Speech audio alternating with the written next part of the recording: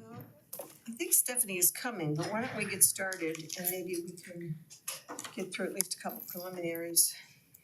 So we have here Graham Ball, Drew Herzig, Greg Kluge, Harriet Applegate, and myself. Roland is on the Zoom.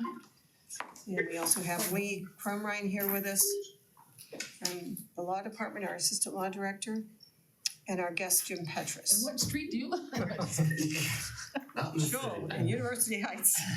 Yeah. And we do have a quorum, Yeah, it's We have a fine. quorum. yes. Yeah, we have a quorum. Perfect. Let me ask if I could have a motion for approval of the minutes. We've got copies of minutes in front of us from December 20th, January 3rd, and January 18th. I didn't see the ones from the 24th here. I didn't print those out. I didn't know if you had looked at them or reviewed them. I don't remember. But for the ones we have in front of us, for December 20th, January 3rd, January 18th, did anybody have any adjustments to the minutes?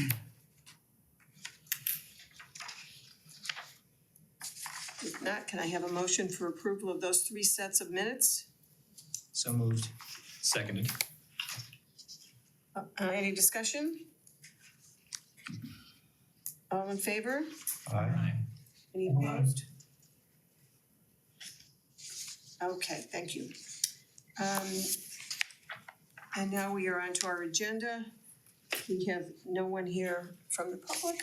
So we go to our first item. Let me just mention to you that we are having meetings on Saturday. Mayor Weiss is going to join us at 9 and the mayor is going to join us at 10. The mayor asked for 2 hours. So I told him he could have it. And so we're on for 9 a.m. then? Mhm. Okay. 9. Oh. Shockwaves through all the night people here. Yeah, Well, when you don't go to bed till 3 a.m. at night, it's a little early.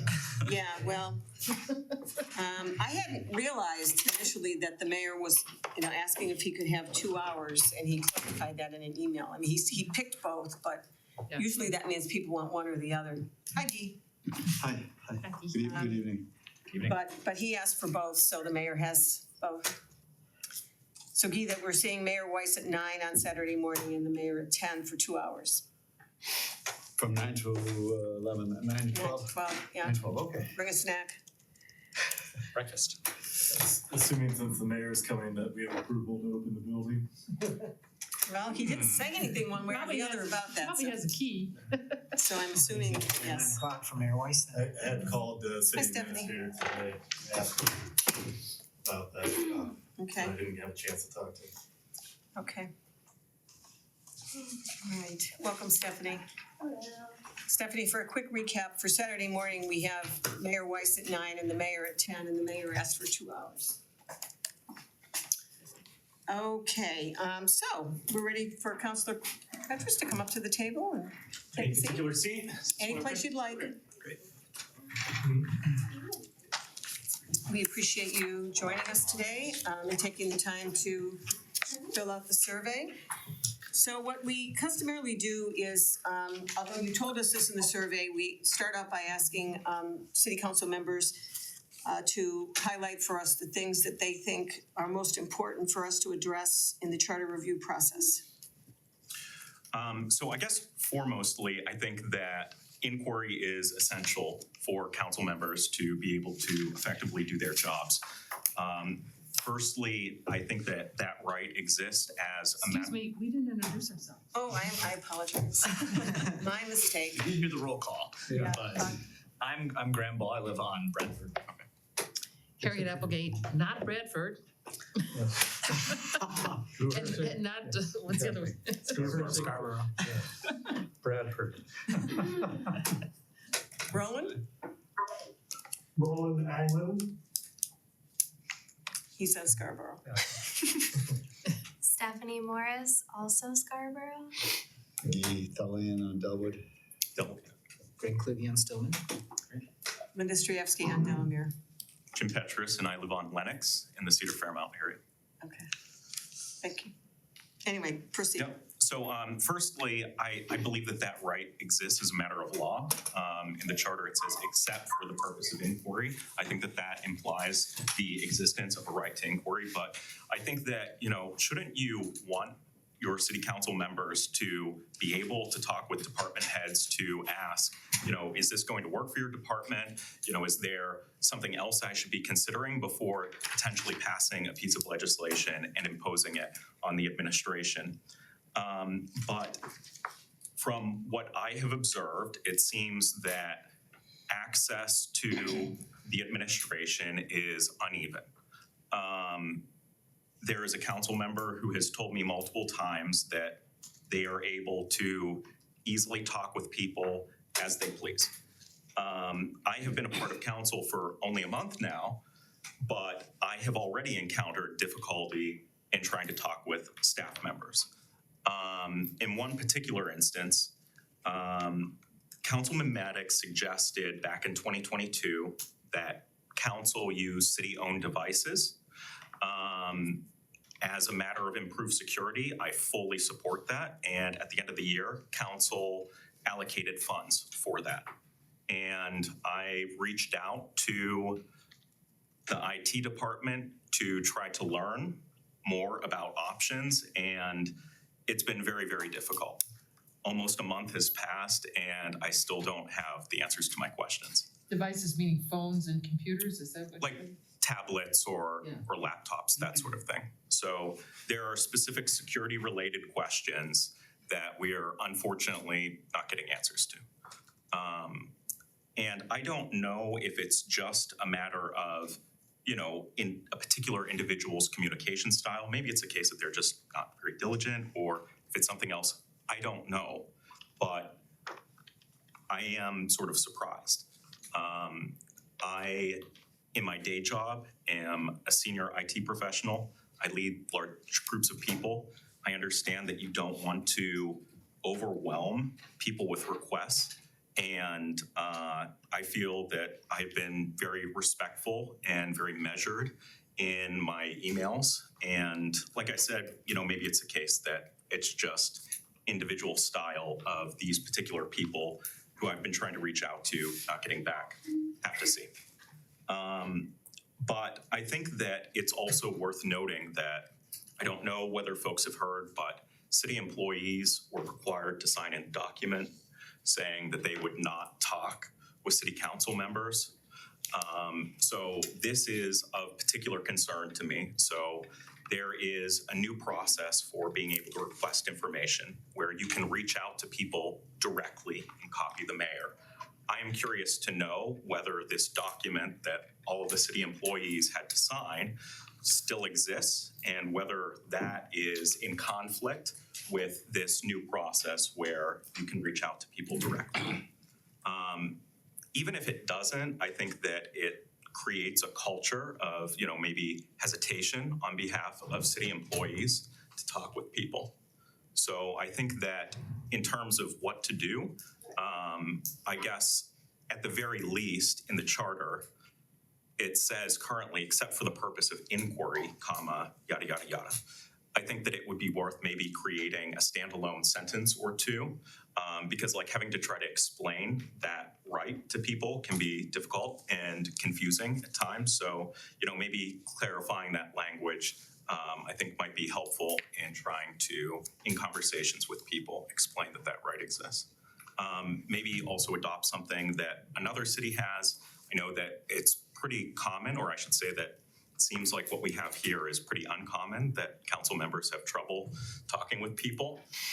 Maybe it's a case that a city already, another one of our local cities has language that might be able to be incorporated.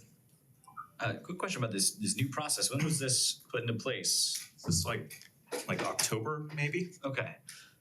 I just think that's interesting because in the committee of the whole meeting on Monday, I was really surprised because Vice President Russell is talking about the dog park for the Parks and Rec Commission that she chairs. And then she has to ask permission from Mayor Sarin to reach out to the Director of Parks and Recreation.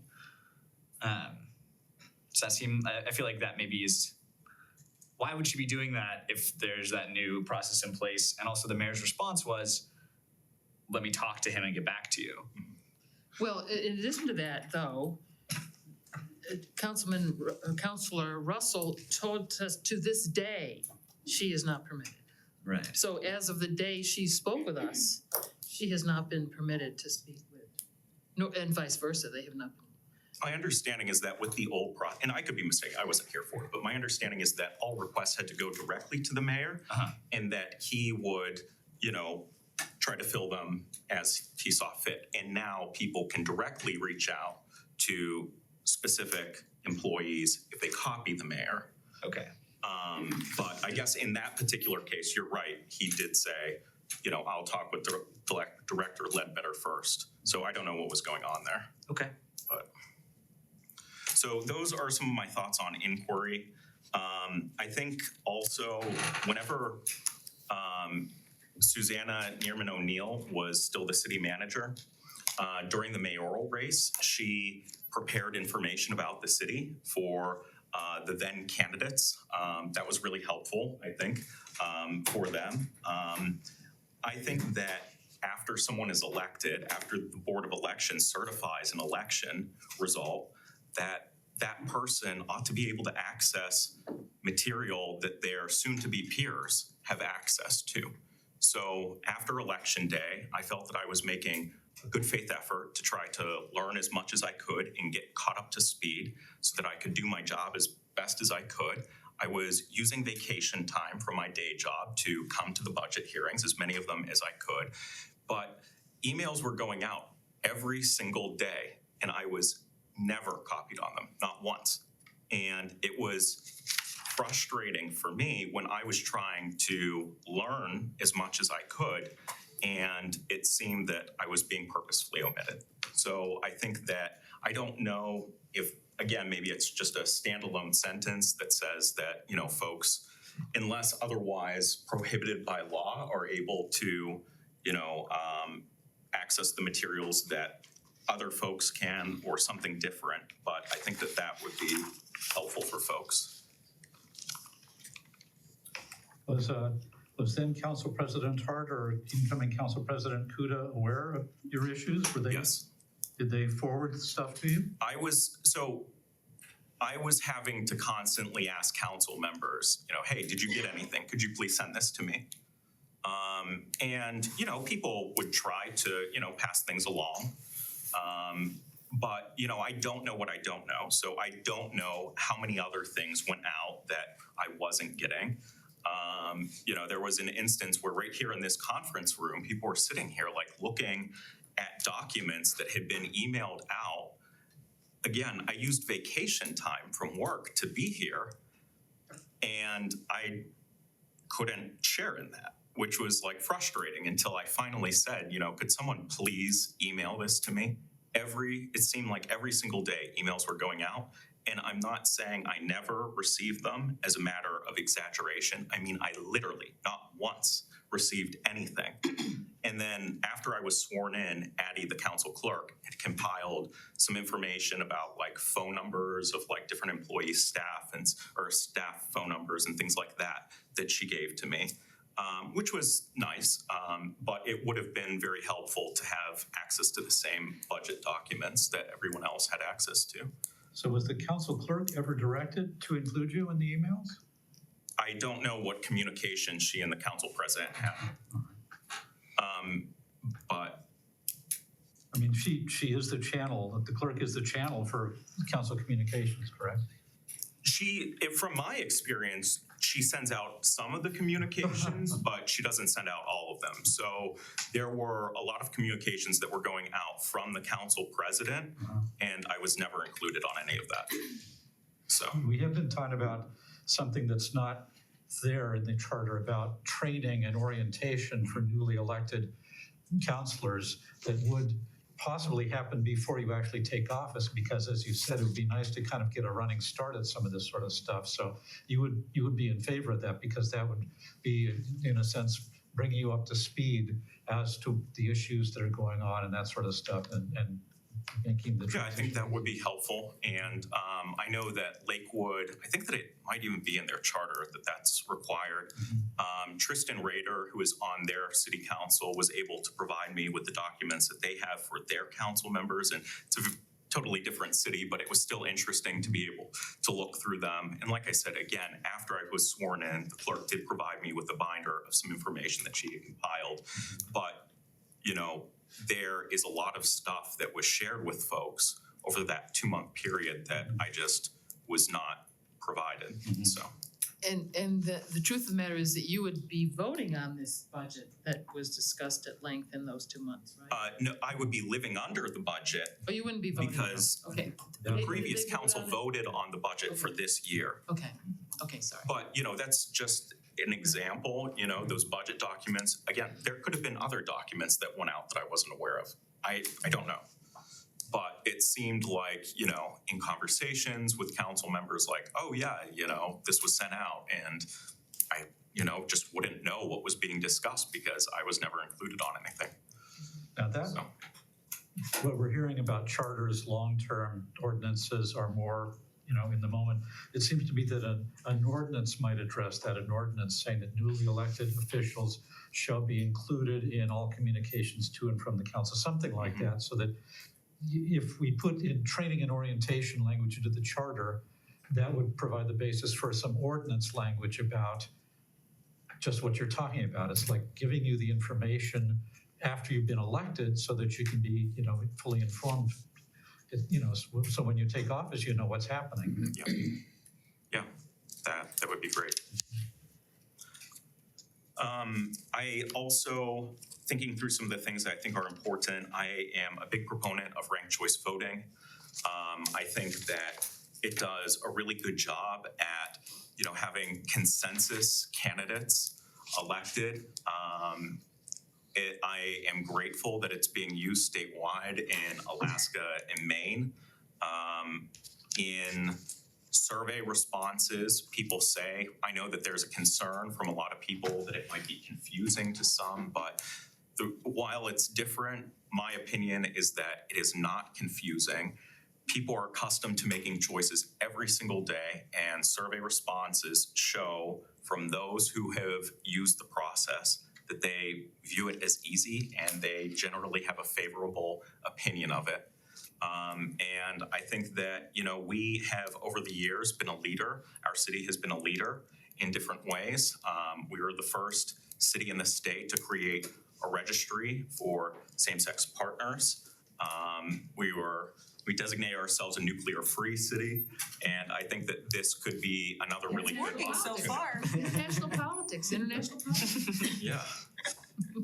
So, and, you know, I think that this could, in addition to being a better system, I think that it could be, you know, something that Cleveland Heights could really, you know, take the lead on and show leadership through. Let's see, what are some other there? Oh, so on the topic of wards, so I used to support having a mixed system where there would be maybe 4 ward-based seats and maybe 3 at-large people. Cheryl Stevens brought to my attention that in cities with wards, there is often, you know, a sense of like territory among council members. And I really, you know, would not like to see that in our city. So for example, I have spent a lot of time trying to like understand the Noble neighborhood better. There's a Save-A-Lot grocery store that's there that I've gone over and visited many times as they're trying to make that store better for the residents.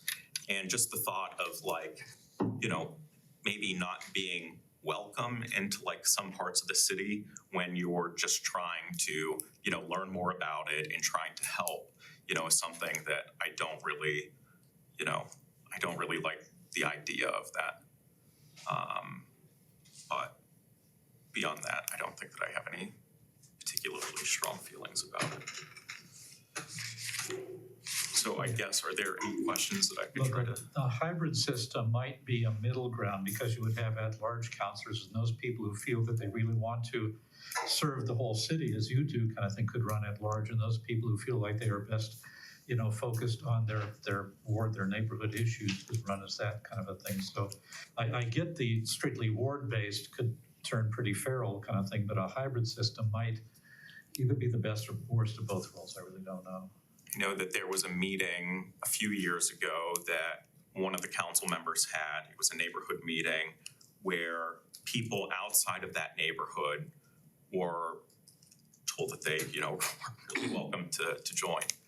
And it seems that has had, a lasting impact on council, that there are council members who still talk about this.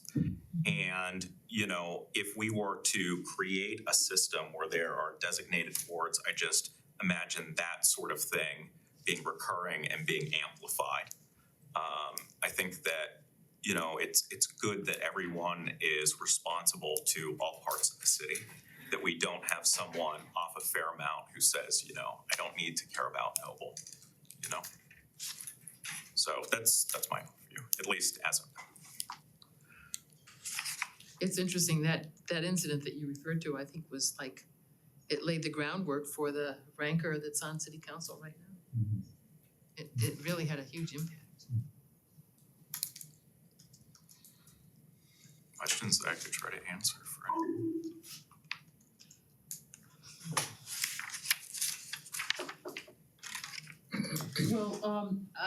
Well, I guess when you were talking about the, your situation as a newly elected council person, and Drew suggested that could easily be done by ordinance.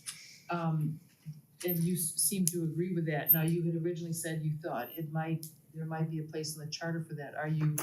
Do you think if we were to put something in the charter about training for newly elected council people, would that satisfy your, absent an ordinance and leaving it to city council to develop an ordinance based on this new charter feature, the supposed new charter feature for training?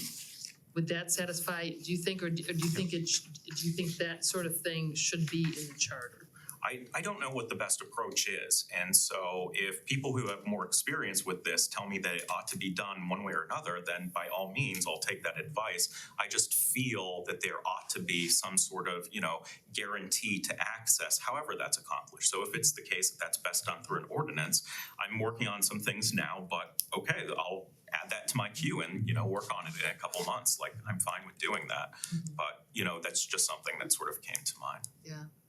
We're trying to figure that out too, kind of the fine line between how nitty gritty are we going to get in making our recommendations. Yeah.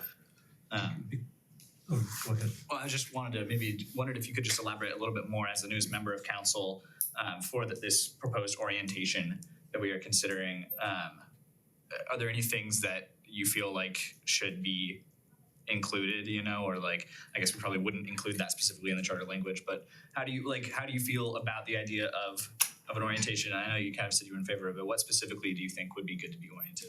Well, so what was most helpful for me was actually the timing of those budget hearings. I think that President Hart did a really good job at creating those budget hearings and providing an opportunity for department heads to come in. The questions were, expansive, and the administration answered every single question. So that provided a lot of really good insight to me. So that was one thing that was particularly helpful. Also, talking with elected officials here in Cleveland Heights and other cities. So I've sat down with maybe about 10 city council members from other cities in the area, and those conversations have been very helpful. I know that the Ohio Municipal League has an annual training that I think is coming up later this month or in March. And so I look forward to attending that. But beyond those things, I'm not sure. Maybe there's something else, but those are the things that come to mind immediately. That's fascinating, because that is something that hasn't crossed our collective minds about having trading stories and experiences with other council people in other cities. That strikes me as something that would be very helpful, and yet it would never appear in any kind of formalized training, and it probably wouldn't appear in a training that we would devise ourselves. That's an interesting concept. In Oregon, the League of Oregon Cities had yearly conferences, and that's exactly where you did that kind of networking. At the conference, yeah. Exactly, yeah. But I mean, if we were to present somebody with Yeah, a but- training. Yes, exactly, but we couldn't put that in the charter to say meet with others. Right, we couldn't do that, but it's an interesting Exactly, yeah. take You on, know, I think yeah. when we write this up, when we put the language in about training and orientation, we can add text about, we think, not charter language, but we think this should include, et cetera, et cetera, Yeah. et In cetera. the report. Yeah, include Right. but not limited to, Right. yeah, in the report. I think that's interesting to hear it because that's very similar to what the mayor of South Euclid was saying that she did with that council president, was take him around to see other city councils and how they operate. Yeah, that was, Effective yeah, that was. 2 days in a row we've heard this, Yeah, and maybe it's a case that it just experience with other ought to be included in Addie's binder as a suggestion. Like, hey, if you're able to reach out to, council members in other cities. For sure. Sit down with them for coffee. Yeah. It's been very helpful. Well, we've actually done that ourselves, comparing our charter to, neighboring cities' charters. So it seems like a very useful learning tool. At least a directory to who are the members of council in other cities, right? Mm. I mean, to say, go talk to somebody in South Euclid, well, that's nice, but where do you start? Who are they? Oh, okay. I know, the mayor was reeling off these names. I assumed they were city council people, but I'd never heard of them Right. before. They have a website. Right. It's a lot easier than it used to be to get at that information now that everybody has a website. It's true. Yeah, but I think, Jem, are you one who doesn't have your phone number listed on the website yet? As of now, I don't. So there was a suggestion that maybe people should get second cell phones, and the clerk is exploring whether you can get a city hall phone number in voicemail box. So I think that That doesn't folks are already still exist? trying to figure, not currently, at least not for council members. Oh, wow. We're using a Google Voice numbers for the meeting that's coming up, so. Okay. Yeah, we spent months with the same issue. Could we get a city, email addresses so that if anybody ever wants to, do a Freedom of Information Act, they can go to our city accounts, and nothing ever came of that. So. I think that, there are some folks, we are accustomed to using electronic devices, but the reality is that I'm sure that there are people in the city who aren't going to be able to go to the website for one reason or another. And so having a phone number, I think is helpful. Having a mailbox where someone could leave a message is helpful. Oh, yeah. That seems pretty minimalistic. I'm just surprised you don't have it already. I don't know what the reason is. I don't know. But I know the clerk is exploring it. But it should be automatic. Maybe there's a good reason that they don't have it. I'm not sure. Another one for the ordinances. Well, I don't know that, I wouldn't say we've tiptoed around it, but we haven't really discussed at any length the potential existence of a toxic culture at City Hall, whereby, and this predates the change in government, I've observed since moving to Cleveland Heights in 1998 that my 100% impression with every interaction I've had with the official city government has been, how can I figure out how not to help you? And so I think, I have to think, and through conversations with a great many people in this town, I have to think that there is a problem with the culture of the staff of this city. And we haven't really talked about it, and we can't address that in the charter, obviously, but it would be useful for us to be able to document as to the truth of that, and in our deliberations, if that were to be if that is the case, in our deliberations, Sort of a it would be transparency good issue, don't you think? to be aware of that as we go about our deliberations. If I could, so for the better part of a year, I talked about what I felt we really needed to do a salary study, because if people feel valued by their compensation, they're going to be more likely to, do a good job and to go the extra mile. Similarly, I think that we need a workplace climate survey, because whenever someone in the workplace feels valued, feels like they're contributing, feels like their boss cares about them, they're going to go the extra mile, and that translates into better city services for people. So I do support allocating funding for, like an anonymous workplace climate survey. We have them in my own workplace. I think that they're very helpful, gathering that baseline data to understand where you are. Once you have that, then you could try to, plan to. You could do be some- very happy and be dedicated to not helping people. Because your life is so much easier when you don't have to go the extra mile ever.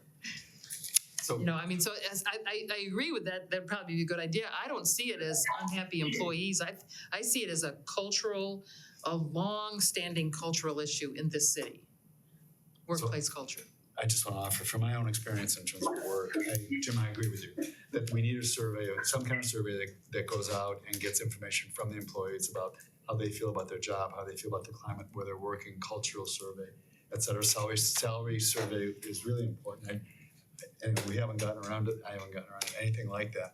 And looking at that. Well, but- they're in the process of doing one now for the first time in at least 10 years. Okay, that's wonderful. What, a But 10 climate? years Yeah, salary is a long time to go without a salary survey. Oh, a salary survey. Okay. Yeah. Well, of But- course, our salaries are out of whack.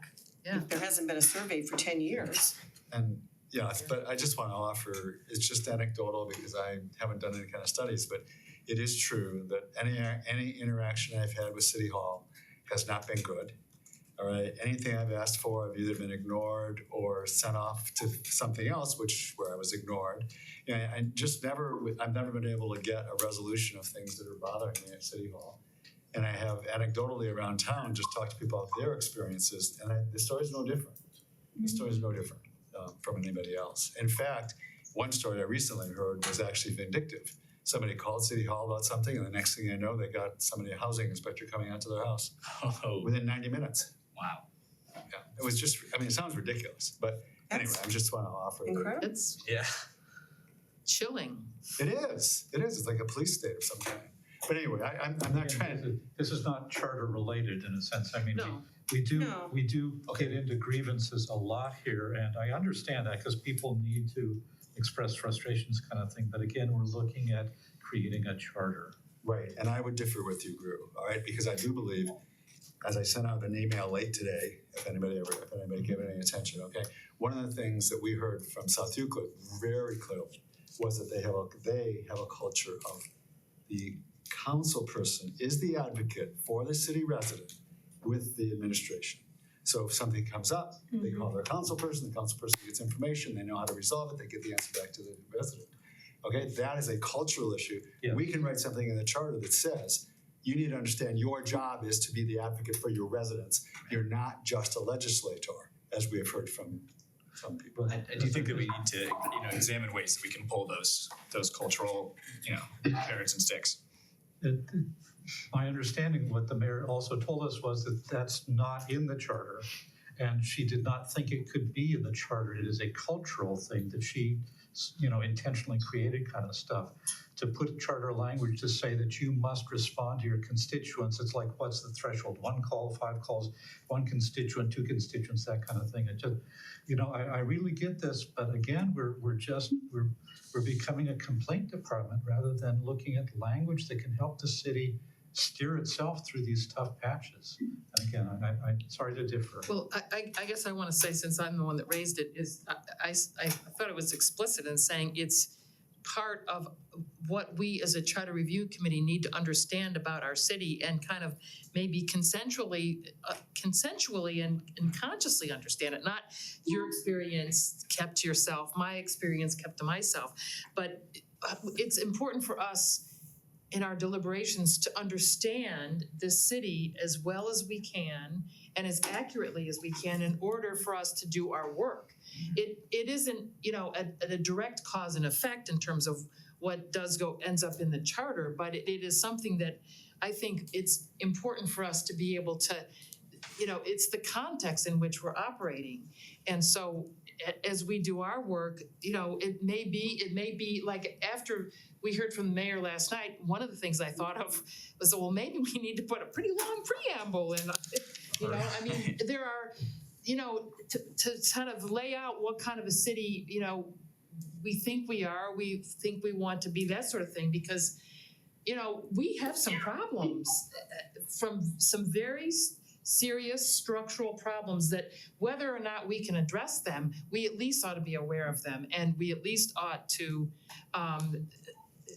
that should be something in the mix of how we decide to go forward, what we decide to seek more information about, and how we decide. I would just note that we did discuss sort of some prefatory language for the charter that kind of laid out some principles. And I don't recall whether, for instance, transparency and responsive services was among them. But that could be a place where that might fit appropriately in a charter. I think I agree with Harriet that this isn't something new. It has nothing to do with people who are currently in City Hall or on City Council.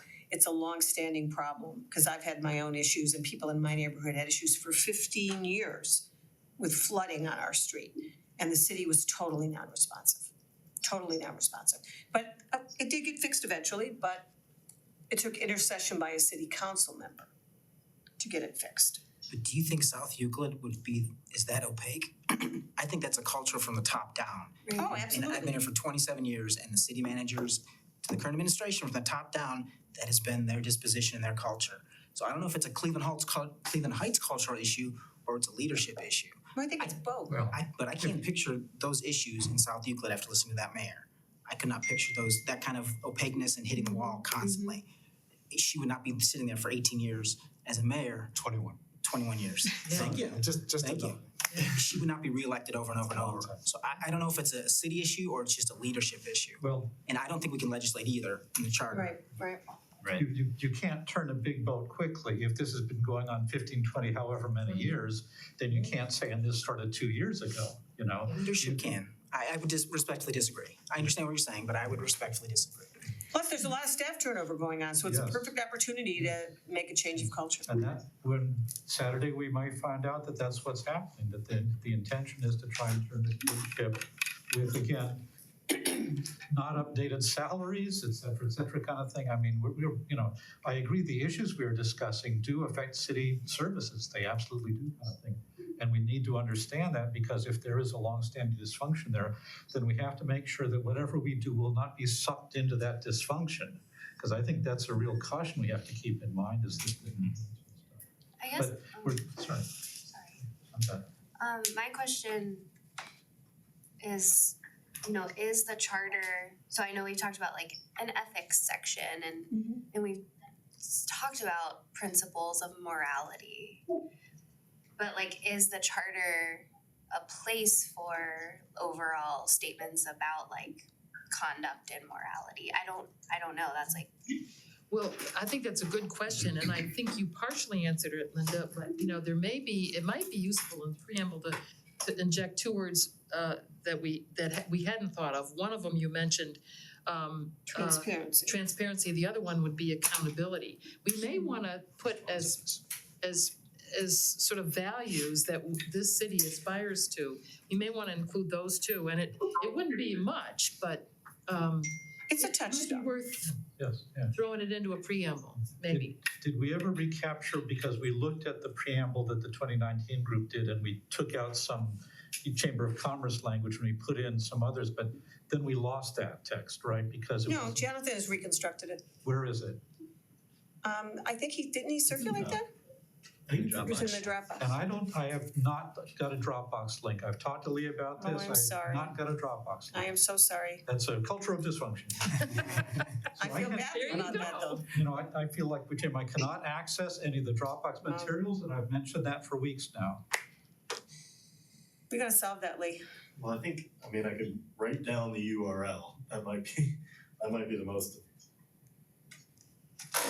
reliable way to log into it. Well, you know, somebody from the city could send him the URL. We have multiple times. But if he's getting some emails but not others, Yes. that's very peculiar. It's very weird, yeah. But I completely agree with Ray and Graham. It's like, this is good for the preamble language because we can make it, as comprehensive without getting into the nitpicky of like, and each counselor shall pick up the phone on the third ring kind of stuff. Right.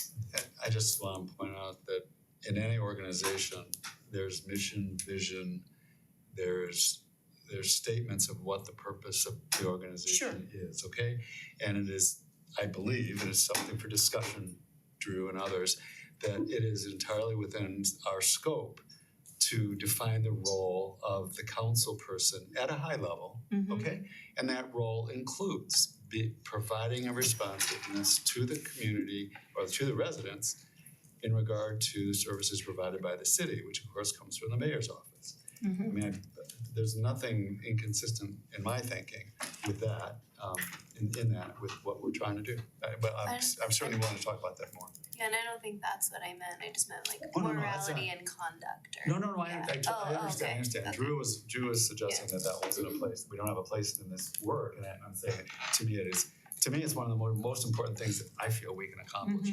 Because I do believe this cultural aspect, the defective culture of what we've got going here is something which we should take steps as well as we can. Yeah, and I guess I'm hearing like, yeah, of course we want to encourage responsiveness and the city to be, I guess, responding to needs of the community, but can we really, maybe I'm misinterpreting this, but can we really provide language that is about the like type of person who is in City Hall at any given time? Because to me, the people who are here affect the culture. And that's where I'm saying we should be. Maybe we could talk about the culture, not any individual. I mean, No, but I'm saying I'm pushing back on whether we should be talking about the culture in a charter. I'm not sure. I'm sorry, And I'll just say I'm one more. asking it as a question. No, I understand. I'll Yeah. just say one more thing in Yeah. response to your question, okay, is that in the charter, we don't need to talk about culture. What we need to do is put things in the charter that help promote and promote a culture, which is gonna be creates the service the culture. community, okay? And if there's an explicit statement saying that we are also a community where we expect responsiveness when there's problems. We can do that many different ways, okay? Then when it doesn't happen, the resident gets to go to the mayor's office and say, look, you're supposed to be doing this. You wanna be elected next time? Good, let's do it. It can't be ignored. I agree with that, Guy, because I think from the beginning when we first met for our first meeting, I remember stating like, I think the culture of what we're doing here starts with us here. Now, I'm totally behind creating a document that inherently creates that culture. But what I was kind of getting from you, Harriet, is that we should be like picking apart the culture and putting something in here that like No. points that out. And it's No. like I said, maybe I'm misinterpreting. Yeah, you did. I was talking about So, at most the preamble.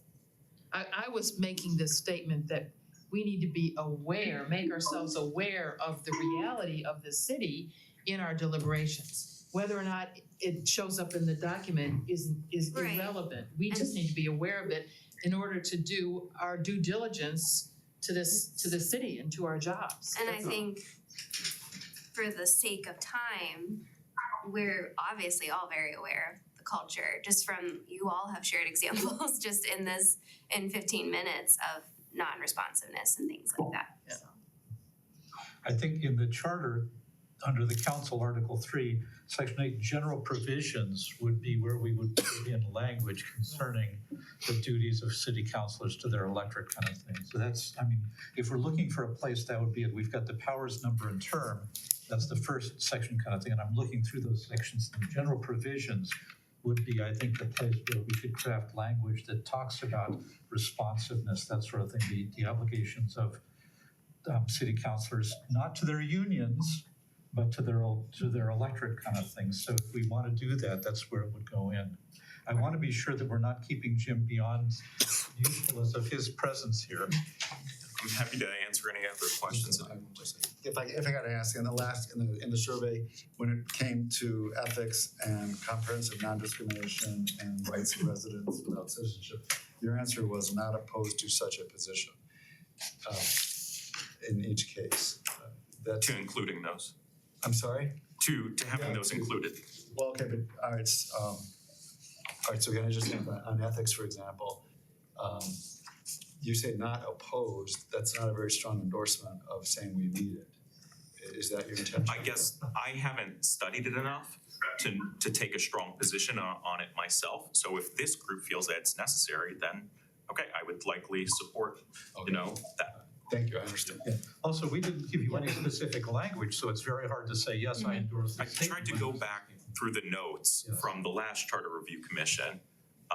But there were certain sections where I wasn't clear to me what was being referenced. But I'm so glad you asked that because that struck me too, Oh, not I'm sorry. opposed. But your explanation makes perfect sense. No, totally. Perfect Thank you. sense, and I'm so glad you asked that question because it did strike me as a little odd, but what you said Okay, I'm sorry. solved Oh, no, that's- please don't say sorry.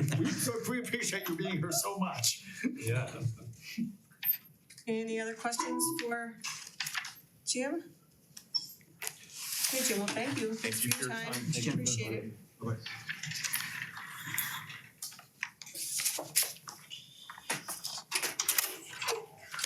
Okay, so we have, any comments, discussion you wanna have about Jim's comments before we move on? I wanted to have I would like to have a very quick debrief on not so much Jim's comments, but the mayor of South Euclid's comments, because I think it was such a radical, it was like another world. Yeah. It was like, Venus and whatever, what is men are from Mars, women are, men are from Venus, Venus and Mars. Yes, yeah. I mean, it was like, whatever it is we are, they're the opposite. That's And I was like, when we did CEM, yeah, South Euclid. yeah, I mean, I was I'm just sorry, can you say blown that again? That's what we envisioned when we did the CEM. You were The whole aware of process was something like South Euclid. That's Okay. the system, the leadership that we, at least me, I shouldn't speak for the group. That's what I anticipated. That's what I was hoping for. Yeah, it was night and day. I was bowled over by it, really. And I think that's the norm. I think Cleveland Heights is the exception. You think?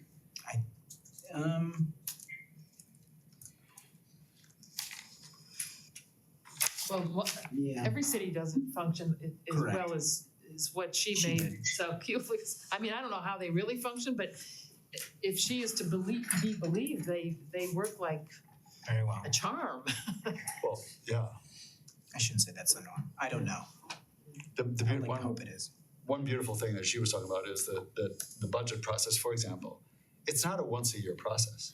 That's going on all year long.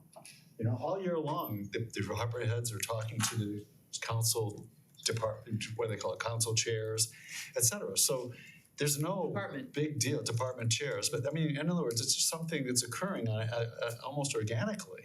And the budget comes along and there's no, I think, Drew, you mentioned the point yesterday about the hesitancy of department head might have to talk to somebody from the council because X, Y, and Z. I mean, obviously, for me, that kind of practice eliminates that possibility. It's just a normal thing. We do this together. It was, I know I just mentioned this talking with Jim, but it was very strange to be sitting in that committee of the whole meeting on Monday and hear the chair of the Parks and Rec department describe this great dog park project that she's working on, but then have to ask permission from the mayor to speak to the department head of the committee that she's chairing, and then for the mayor not to immediately grant it. Yeah, that was pretty weird. I was very surprised. Yeah, I mean, I think that's where Cleveland Heights is a real outlier, quite honestly.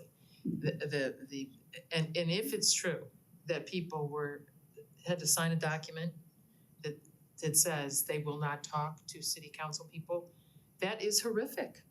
If that's true, it Public is. information, we can request it. It's public information. Yeah, well, let's request it, because I can hardly believe that it's true. So I was witness, gonna then it would have to be say, produced. do we know that it exists? We can ask for it. So who will ask for it? Who is it that will ask for that then? I can ask Barb. You'll ask for that? We could ask about it on Saturday. Well, I don't want, we may not want to set the tone of the meeting with the mayor. I don't think we in should that do way. that. I think that's a bad idea. No, that's not a good thing. Because it came from him. He's the one that asked So them to sign instead of the asking the source, did this happen, we're going to go through around other people. Yeah, I mean, everyone else has had a chance to come in here and. No, I think we should ask him if it's true. Yeah. Well, I think it would set a Easier. bad tone in the meeting. You Maybe, don't have to do it in maybe the in the first second day. hour. Yeah. Maybe toward the end, okay? Toward the end. Let's do it. I mean, It depends on how we ask. It's not like Yeah. you are charged with blah, blah, blah. no, it is a question of, when did you stop killing babies? It is a horrible thing No. for people. It's a bad thing. Did you feel It's a when you bad took thing. We don't office wanna ask that you needed to ask staff not to speak to city councilors? And if so, what were your reasons? Yeah.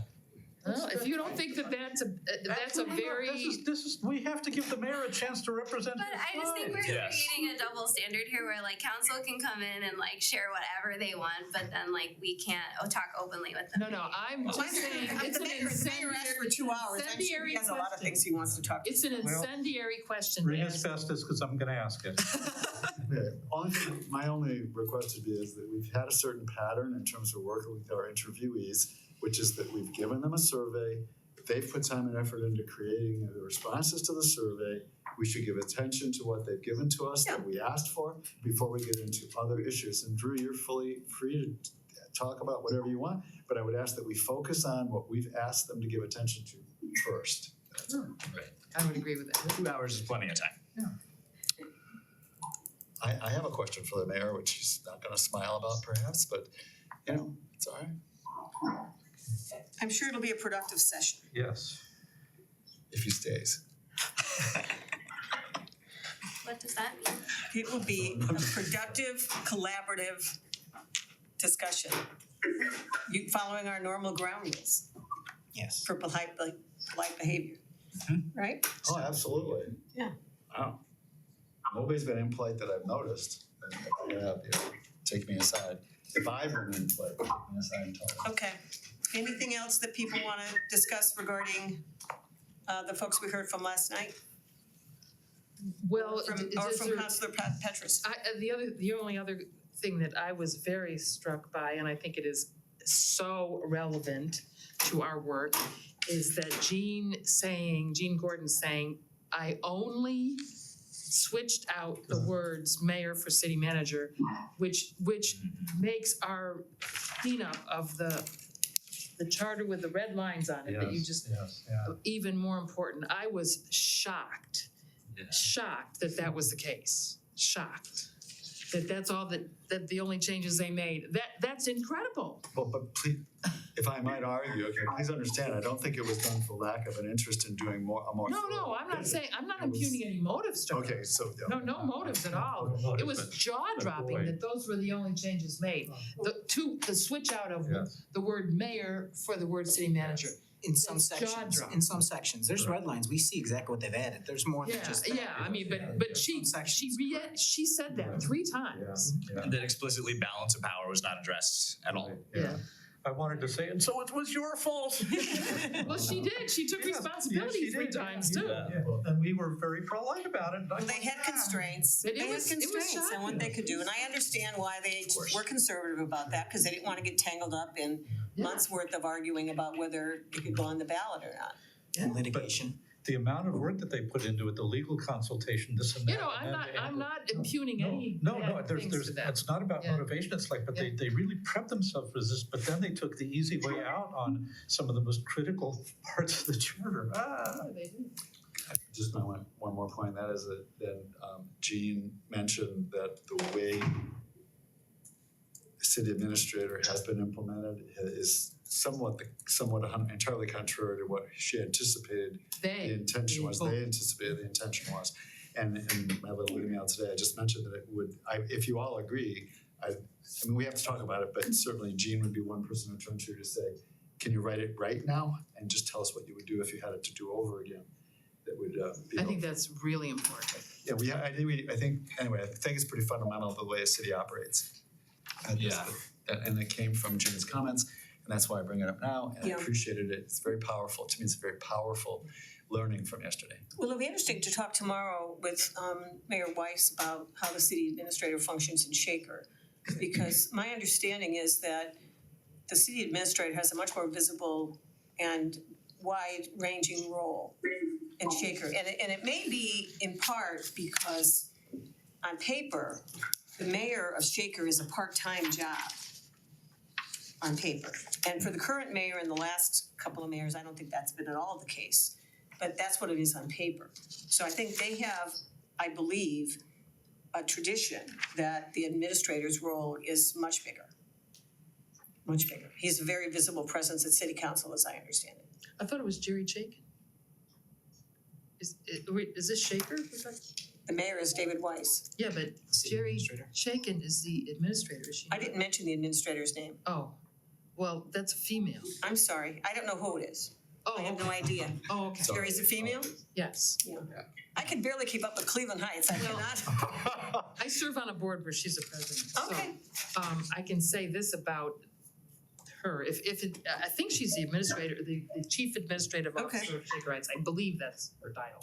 She is an extremely capable, extremely present, conscientious, take charge individual. So my point in even saying that is that personalities, you know, in this case make a difference, and she's been doing this job for 30 years. So in some ways, for us to aspire to what Shaker Heights has would be, you know, whistling Dixie, because she has 30 years of tenure Right. and 30 years of stature and 30 years of, you know, she's Well, and to be seen mayors fair- come and go. To be fair, So, Mayor Wheelo has the advantage of having been a mayor for a long time and having been on city council for 8 years before that. And our mayor was on city council I think for some years, but not 8. I forget how long he had been on city council. Supposed to, Yeah. Was it that long? I think so. So something that I was kind of thinking about that jumped out to me when Mayor Wheeler was speaking was how when she came into office, the average age of South Euclid was 60 and now it's 35. I thought that was very interesting, and she elaborated. She said that like they were able to achieve that because of the focus of bringing people to our community. All right, is what she said they focused on to like create that outcome. All right, and I do think that we have an opportunity as a Charter Review Commission to maybe be able to advance that goal for Cleveland Heights in some ways. You know, I feel like there are things that we can put in, and maybe these are preamble statements or like relating to the non-discrimination statement that we're considering, right? But when I think about, you know, as the youngest person on this committee, wanting to bring people here, one of the main arguments that I use is our history of social activism. Right, there's an excellent book, Resisting Segregation, you know, which talks about how Cleveland Heights has historically been a leader in social activism. We are a fairly progressive community. And so I feel like including things in the charter, such as a land acknowledgement, or, you know, the sanctuary city status, be that in the non-discrimination statement, as it may, I think would be a really valuable opportunity for us to frame the city towards that goal of bringing people to our community, specifically young people, building on our tradition of social activism. So I know I've been negligent. I need to reach out to the law department to really dig down into how those things, like something like a land acknowledgement, could affect us legally. That's part of the questions you asked us, and I started answering those. And I submitted some draft answers to the law director for reviews. We're in the process. Okay. Of getting answers. That's great. Take your time. Don't have too much time. Not too much. Some of those concerns, I think, could also be in our report. You know, we have charter language, but also when we make the report, we want to say, you know, outside of charter language, we are really concerned about the direction Cleveland Heights may be going. Mhm. You know, is it making itself attractive for these reasons? And if not, what can we do to change it, kind of thing, so that whether whether or not we can embody it in charter language, we can present it to the consciousness of the city council. Absolutely, yes. I want to pick up on that very important statement, and your very important statement too. I think maybe the place to do a lot of the things we've been talking about is the report, and I would go on further to say that maybe we ought to make this report a big deal and make sure people, get this report and read this report. Because, we will have spent a lot of time and energy and lots of things, the public should benefit from some of the things some of our deliberations and some of the important things that we've talked about. Just too, you mentioned the sanctuary city and the land, our work, it could be the case that we submit a charter to the city council, and or it could be the case that what they submit to the voters is just language modernization and nothing more. It could be. I'm not saying it will. That could be the case.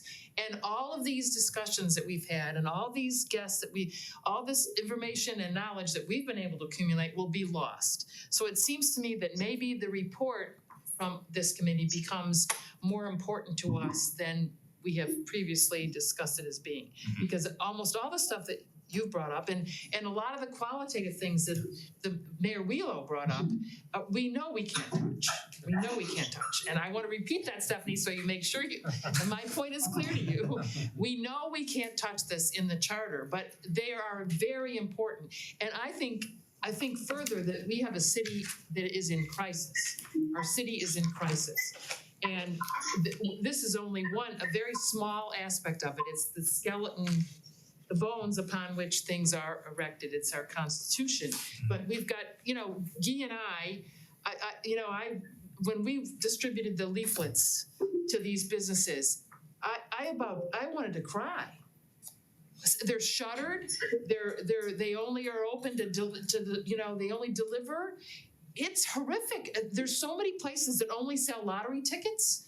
There's, it's. I don't mind to interrupt you, but Kevin's on the screen Oh, I'm now, sorry. and I'm sorry. It is time for his part of the meeting. Okay, so I will wrap up very quickly saying, I think we've got a city in crisis and the things that we've talked about and the things that we've learned need to be shared. I'm done. Agreed. Thank you. So we're departing from the agenda now to jump to new business 7B. Yes, is that a motion? Well, I guess we have to, I moved and I have some stuff I really want to talk about, the revised draft plan project, but as long as we can get that in later. So I move that we move the agenda and take on the 7B discussion with facilitators. Okay. Present. Thank you. And then you want to add to that we come back then to 6B? And come back to the, 6B? yes, Specific. yeah, whatever. Do you need a Second? Second. All in favor? Aye. Any opposed? Okay. Kevin, welcome. Oh, You're on mute. you're on mute. Welcome to our meeting in process. Did he just join? Can you hear me now? Yeah. Yes, we can hear you. So welcome to our meeting, and we asked you to specifically visit with us tonight to give us your advice on how we might consider some language in the charter that would address some of the balancing of powers, for lack of a better term, between the mayor and the city council. And you were kind enough to send us an email with some sample provisions as well as your draft of some language. So And we didn't why don't we get- turn it over to you? We didn't get printouts of those, just for the record, we did not get printouts. Oh, I'm sorry, I printed one out at home. Hey, Would you like me to print them? I can run down and get them. Yes, I think it would be useful. yeah, I think it would be helpful. And in the meanwhile, Kevin can start. I also sent you an email with my markup of it, with one page Want to that one print out. instead? Want both or? Yeah, please. Yeah, I think that would be very helpful. But in the meantime, Kevin, you can start. Great. Well, thanks for the opportunity to be back before you. I think my task for this particular meeting was fairly discreet, and that was to think of ways to address what you you have heard, sounds as if you have heard, are concerns among perhaps council members or members of the administration or both with respect to access to each other's time and knowledge so that everyone can do their jobs well. I think that is the balance that the commission may be interested in trying to find a way to strike using the charter. My limited research yielded the results from mostly around Ohio that I sent to all of you with my email this week. And those were mostly ordinance provisions that attempted to identify everyone's responsibilities, usually the administration's responsibilities to respond to council members' inquiries and meetings.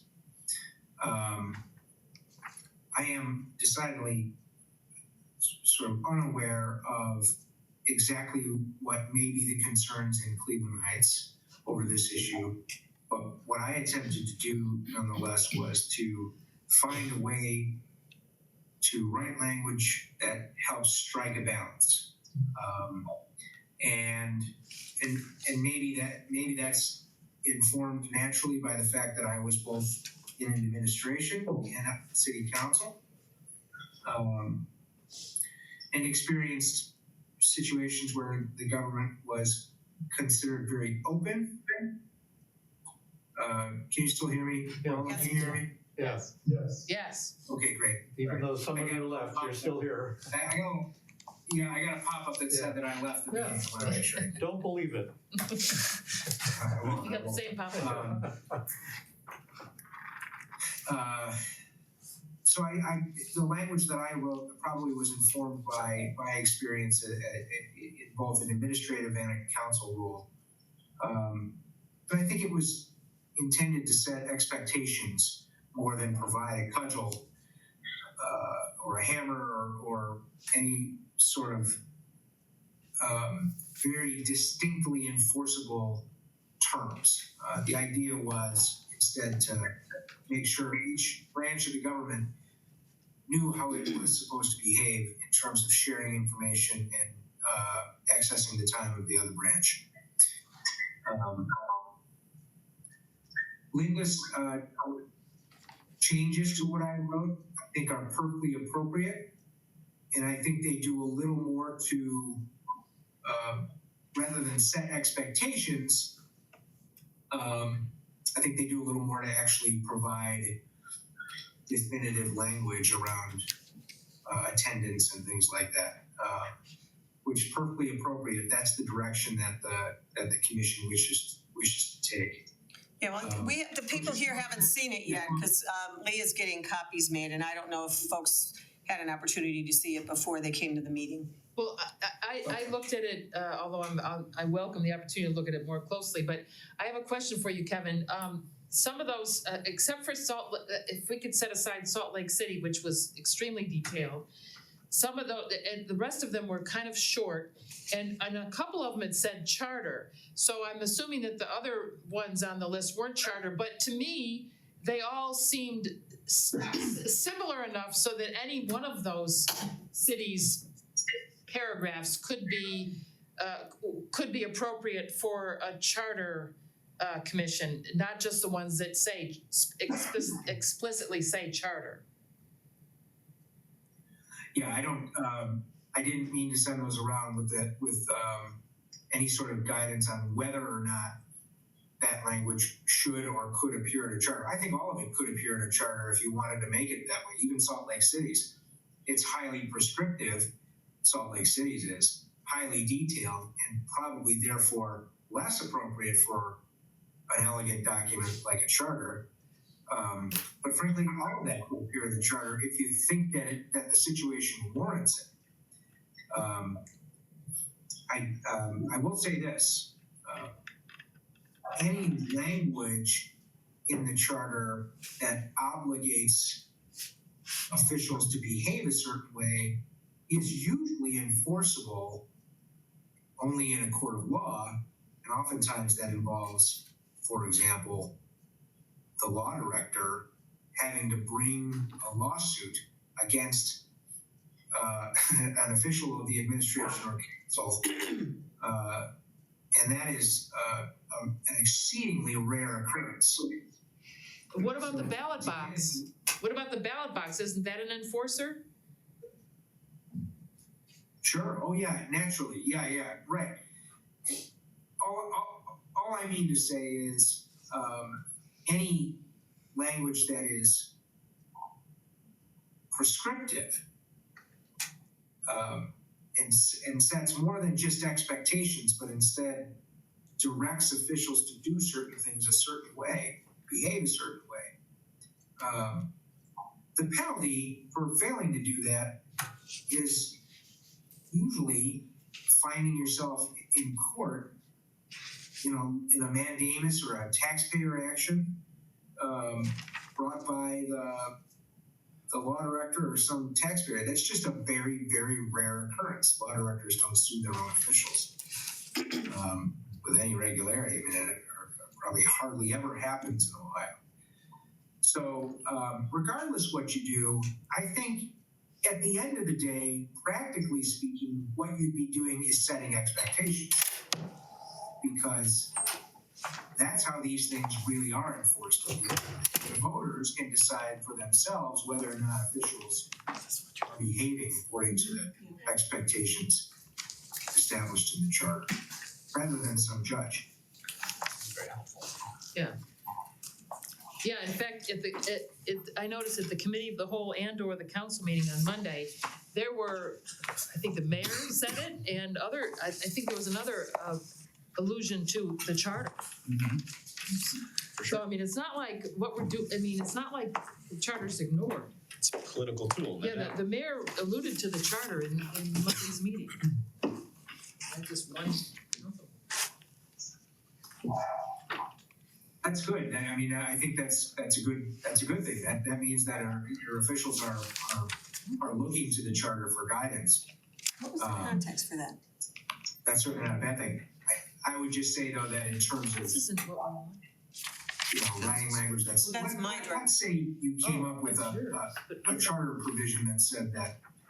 Kevin, excuse me one second. Kevin, excuse me one second. So this piece of paper is Kevin's draft with my changes. I thought there was, in Kevin's draft, there was the different cities and what they had. That was the email, Yeah, yeah. This is his potential recommended language. Yeah. Oh, Did you want this printed out too? yeah, I did. Well, I mean, I think that was useful. I'm afraid we're wasting time here, As Kevin said, he's not fully tuned into the Cleveland Heights situation, so we have to exert our own judgment in saying what's gonna improve the situation here and what's just gonna be another bone of contention. Yeah. I would really appreciate it. I thought that was very helpful. I don't want you to run off much of it. Do you wanna borrow mine in the meantime? No, I mean, I remember seeing it, but I thought that was extremely useful what he put Okay. out, rather than one person's changes. I don't know if I can run down. Somebody have my fob on me anymore. Uh-oh. Uh-oh. I mean, I think it went through each city and Yes, gave a and there were couple links too, yes. Yeah. Well, maybe Kevin can put it on the screen. Linda, while Oh, we're yeah, did you waiting, put it on the screen? the blue line stuff is Kevin your could. additions? Yes. Okay, the second paragraph, the thing, including without limitation under existing or proposed legislation, I don't understand what that means. The reason I included that is because there has been some suggestion made when the purpose of inquiry language has been discussed. And there's been some, as I understand it, the rules, the various sets of rules that have been in place for council to have access to directors or get information from directors has in some context been limited to only relating to legislation or proposed legislation. So I wanted to say it includes but isn't limited to that. Because as we've discussed in this meeting and in other meetings that we've had, city council members have an advocacy role they're an intermediary to go to the administration and say, I've got 5 people in my neighborhood complaining about this issue, what can we tell them about it?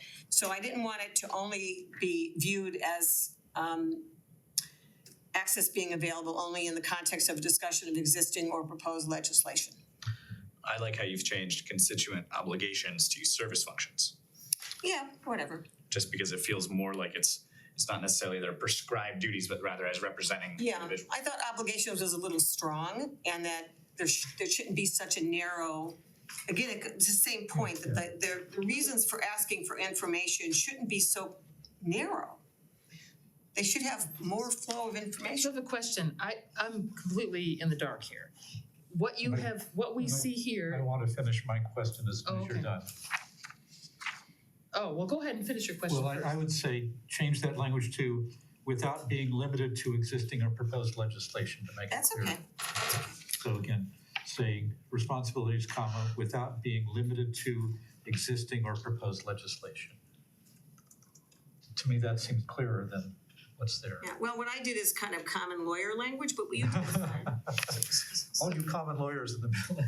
Yeah. So can I, Sure, thanks, Harry. so my question, Linda, is what I recall from this document is it had a bunch of cities and, it had Lakewood, Yeah. Salt Lake City, blah, blah, blah. Right, that's the email. Yes. And what this is, And then there was an attachment. Yes. okay. So this is your Right. corrections of the attachment, Now, not I wouldn't say corrections, I would say suggested changes. suggestions yeah. of the attachment. Yeah. So, but without I think it's important for us to see what each of these cities, the very brief language, except for Salt Lake City, that each of these cities put forward, so that we can see I what understand most that, but we don't have appropriately- copies of that for everybody right here, but if you'd like to borrow mine, you can. Well, I want everybody to see it. Well, we I can, think, I have it on my phone.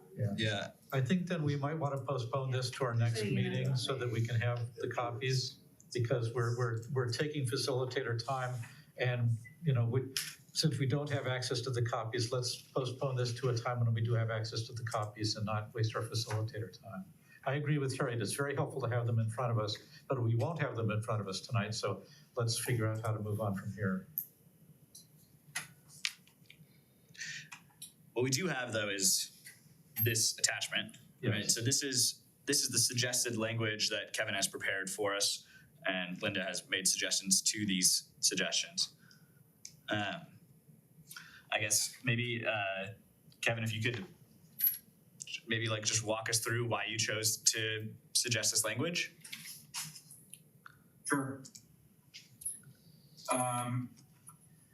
So the idea, and I forgive me if I'm repeating myself, the idea was that if in fact there's some sort of intra-government problem right now in Cleveland Heights, whereby the administration is not making the appropriate officials available to council members, or at least that's the perception among council members, for matters of meetings or routine inquiries, whether official meetings or meetings inside the office or whatever. And if the administration also believes that perhaps council members are monopolizing time of directors and other administrative officials, that you could use the charter process to try to come up with some sort of balance to address that problem. It's, I think, somewhat rare to have that kind of language in a charter, but that doesn't mean it shouldn't be in there, because charters are meant to address and fix problems that can arise in government, and thorny problems like this, where other bodies of language, law, don't work.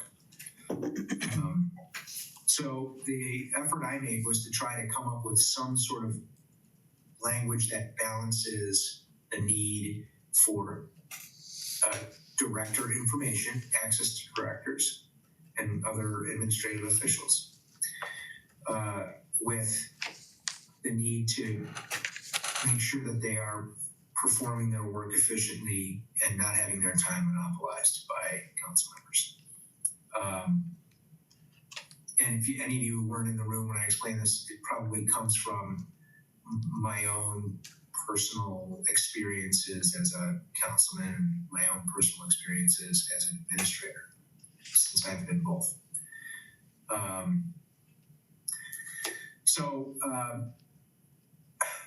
The paragraphs are, the 3 paragraphs I wrote are intended to really just find that balance. I'll bring up the document. Lee, just for what it's worth, if I am asked to share something, I'm happy to do that. I can share those various cities. I have it up on the screen next to you now. Can't put it all up at once, but. Great, super. All right. I just don't have I don't have the meeting capability to share my screen at this point. That's fine. If you reference it, I can bring it up.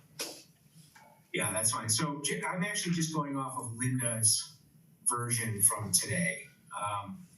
But I'll explain where I came from in my drafting. The first paragraph really was meant to begin with just sort of an aspirational ideal that so I think the first paragraph really is an effort to set the tone that they ought to be working in the city's best interests together. The second paragraph is meant to talk about the exchange of information, generally speaking, between council and the administration, and to compel attendance at meetings, council and committee meetings by directors, so that they can, the council members can be more responsible and responsive to their constituents, and directors can be more responsive and responsible to council members. I think I use the word reasonable written request. And I use that word reasonable because it occurs to me that maybe some committee chairs would demand the attendance of a director on a night when the director couldn't attend or something like that, and then make an issue of the lack of attendance. I think the word probably could be thrown out, but I wanted to, that's the reason I used the word reasonable. You wouldn't want a council member to use the absence of a director in a way that is meant to make it sound as if their efforts are being thwarted. If the director has some reason not to be at the meeting, some plausible reason, good reason not to be at the meeting. The third paragraph is really to say that in all other situations, council really isn't in a position to direct the administration to do anything. And that is language from the existing charter.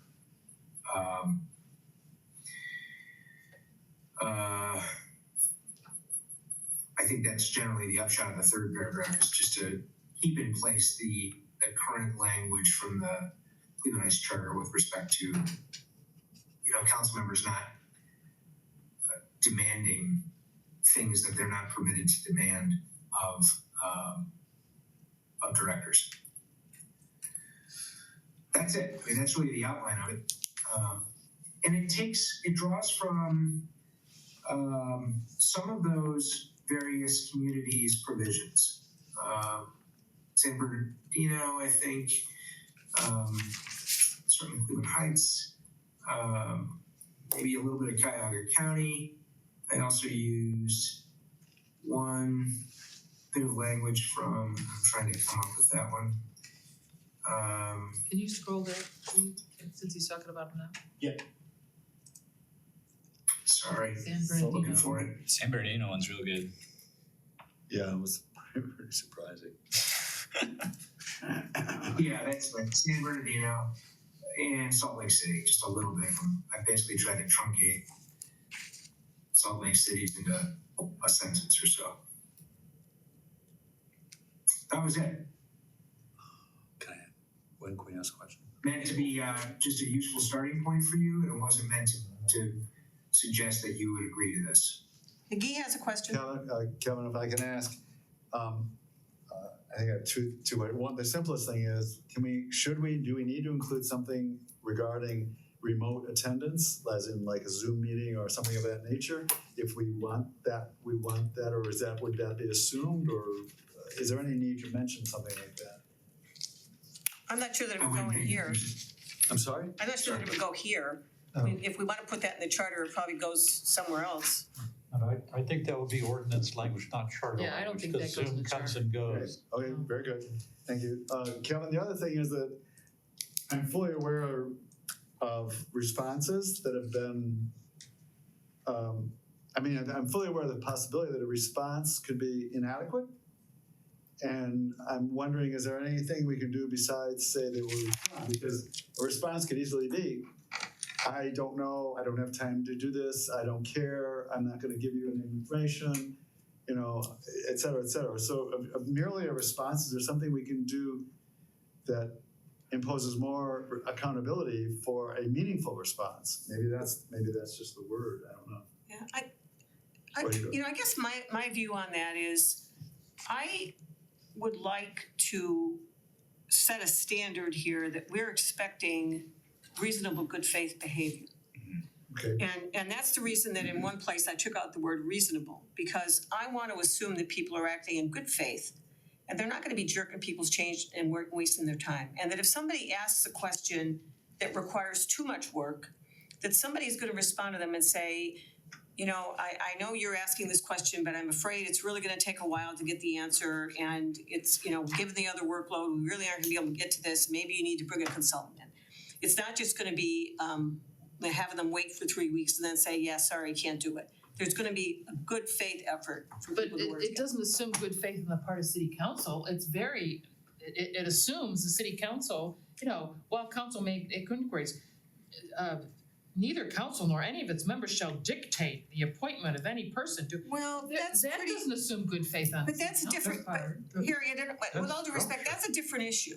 Yeah, That's a different issue, because that goes to the mayor's authority to hire staff. right. But of course, that's stated in the charter. Why do we have to tell council that they can't do what has already been provided in other parts of the charter that the mayor? Well, this is the charter language you're talking about. It's not Yeah. repeating. This is in the This is charter it. already.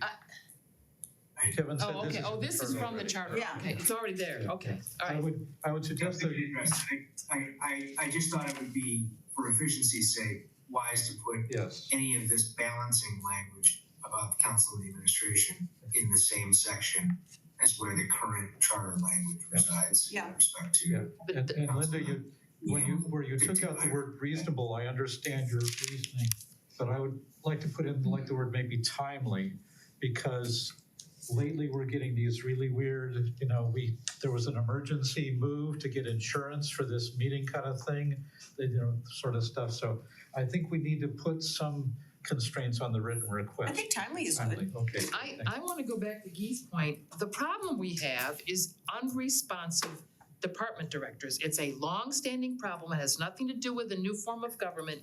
It is a very serious problem that department directors are not responsive to the citizenry or to the city council. It's not new, it's a very clear problem. We understand that. So I think that Guy's suggestion of if there is some way we could require of department that they can't just say that's too much work, because they can say that right now and get away with it. And they can't, and they're not allowed to come, their time is so valuable that they can't put in evenings. That's ridiculous, but and I it- think we should address that directly. It's a problem that needs a solution. Well, as Kevin said, when I'm paraphrasing, but it's like, and what's the enforcement?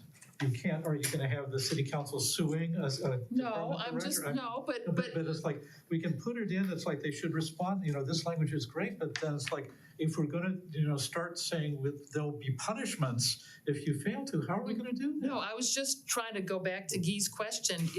Maybe we should ponder his question a little bit longer. Can I, You're pondering. if I can respond, so Linda, I don't know if it's fitting, but your idea of saying you're assuming good faith, would it be possible to include a declaration to that effect in the first paragraph, which is aspirational. You know, that people will work together in good faith. Well, I thought that's what Kevin was getting at when he said they would collaborate in the best interest of the city. I don't think we should assume. And that to ensure both that the administration will be conducted without unreasonable impediment and that members of council will be permitted to exchange information to do their jobs. We don't have to do it while Kevin's on the line here, but I'm only saying, because we live in a world right now where there's such a lack of understanding, I think, a lack of And cooperation. communication. And communication, it might be worth adding a few additional words to talk specifically about good faith. Well, let's say, council and the mayor shall collaborate, acting in good faith for the best interest of the city. Council and the mayor shall collaborate, acting in good faith for the best interests of the city, or whatever. I'm concerned about the preposition. department directors. That's my concern.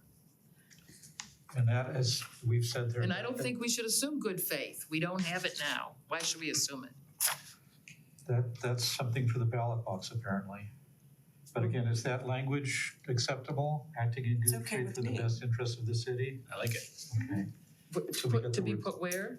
Right before, in the best interest of the city, say acting in good faith, at the very top. Yeah. First First sentence. Oh, okay. Yeah. And I think in that circumstance, we can assume that mayor represents mayor and just the board directors. Right, the department heads is covered by. Specifically in the second paragraph.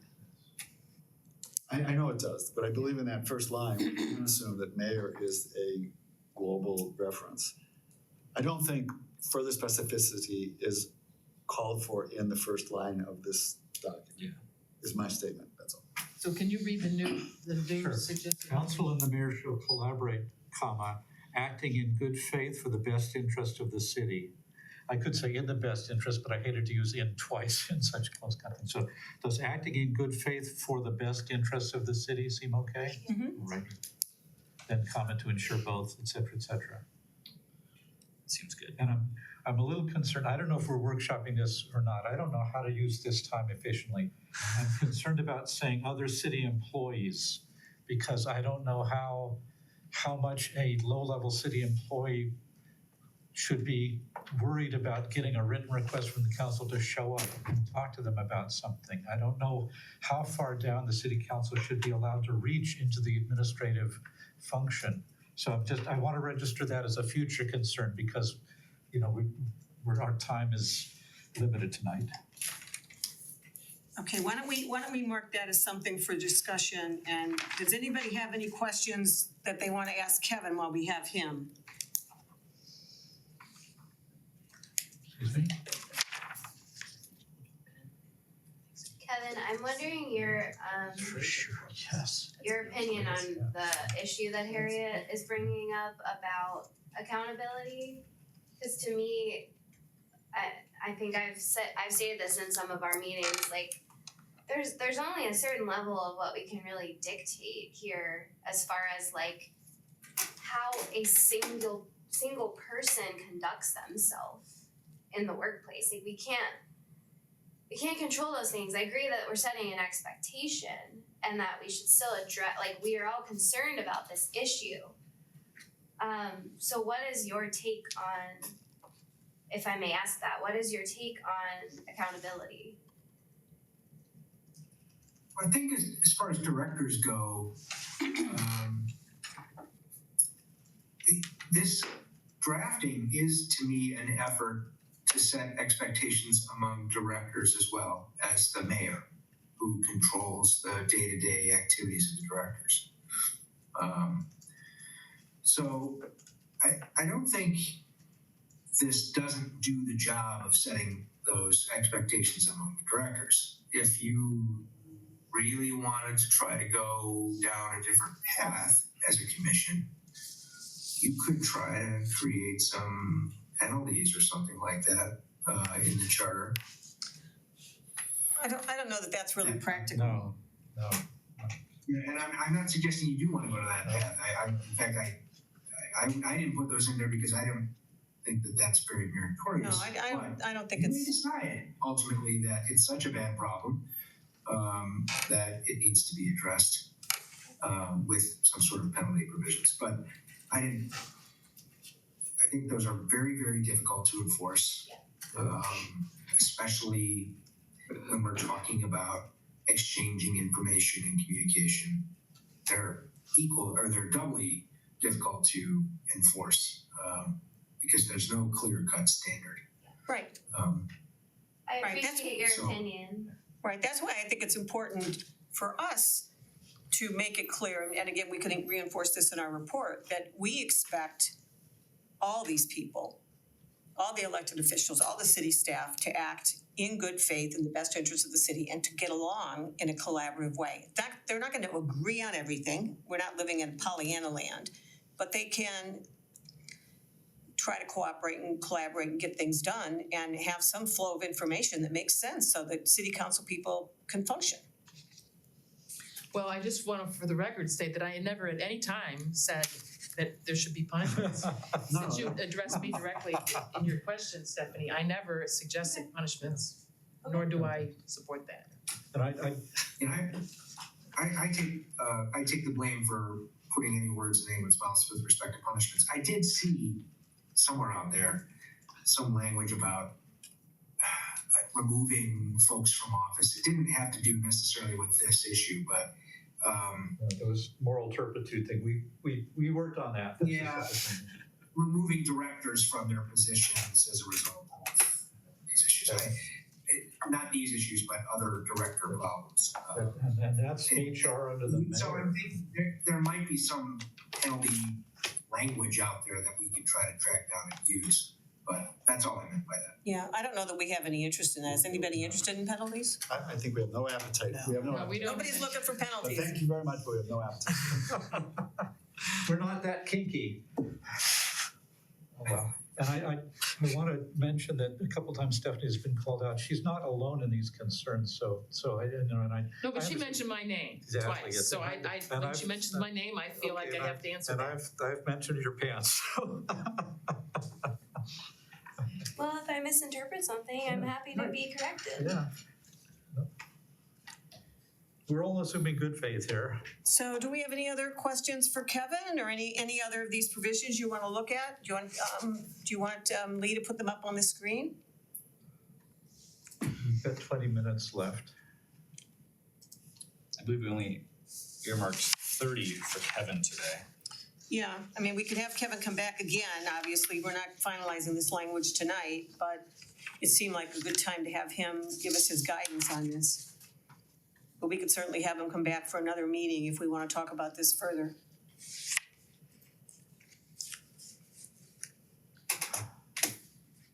Glad to do so anytime. Appreciate your effort in this regard. This is not easy stuff. Thank you for drafting this language. I find this extremely helpful. Like this drafted language is really great.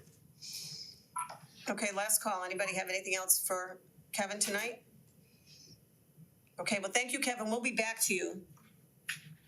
All right, and I'll see you all, I suspect, on Monday. Yes, Okay, very good. thank you, Thanks a lot. Bye-bye. bye-bye. In this moment of a break, you mentioned we're gonna talk to Mayor Weiss tomorrow. Yes, That's not, are we talking Saturday. Saturday? Saturday, Sorry, okay, I looked at my calendar, we don't have. Saturday. For tomorrow. I just wanna make sure it's not tomorrow. Thank you. Enjoy you all, but one more day in a row is too much for me. Sorry if I misspoke. No, please. Not meant as a criticism. So, All right. so this is not final, we're gonna revisit this. Correct. Certainly. Yeah, okay. Yes, Well, just with regard to Drew's comment, directors and other city employees, it matters whether, in my mind, whether they are salary employees or wage employees. If you are paid by the hour, if you're salaried, I don't think there's anything wrong with expecting people to come to the evening meetings, but if you're a wage worker, I it's a understand, different story. I understand the distinction.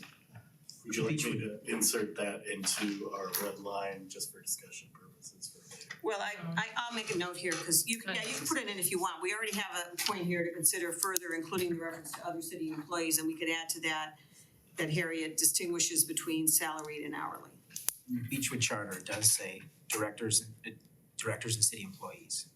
And Beechwood Charter. Yeah, I mean, I don't think it's out of, I mean, I don't think it's outlawed to ask an hourly employee, is it? Well, and there may be a situation where the director says, well, really, the person you wanna talk to is this guy. Yeah, no, I don't think it should be forbidden, I just think there's a distinction there. It is really interesting how the Salt Lake Charter explicitly lists that city council can inquire with the mayor's office on issues of budget, intergovernmental relationships, like. That's an ordinance, it's not a charter. Okay.